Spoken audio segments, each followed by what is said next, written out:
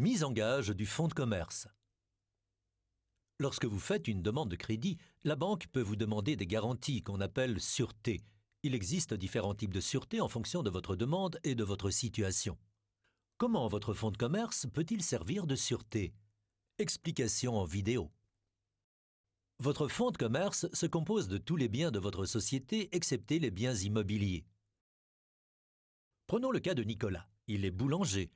Ses équipements et ses stocks relèvent de son fonds de commerce. Ce sont les actifs matériels, tout comme d'ailleurs ses créances commerciales et ses avoirs en banque. Mais une société vaut bien plus que la somme de ses composants. Les clients fidèles et la marque de la boulangerie ont aussi une valeur. Ce sont les actifs immatériels.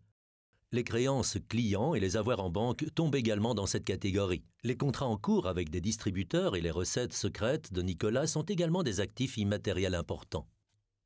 En mettant en gage votre fonds de commerce, vous utilisez votre fonds de commerce comme une sûreté. Comment?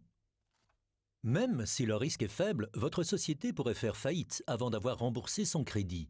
Votre fonds de commerce est alors revendu et les recettes de la vente sont utilisées pour rembourser les dettes ouvertes. La mise en gage du fonds de commerce prévoit que la banque soit prioritaire sur les autres créanciers. Ainsi, elle court moins de risques de perte. Cet accord est publié officiellement pour que tout le monde soit au courant. Le montant du gage est déterminé selon les crédits contractés et la valeur du fonds de commerce.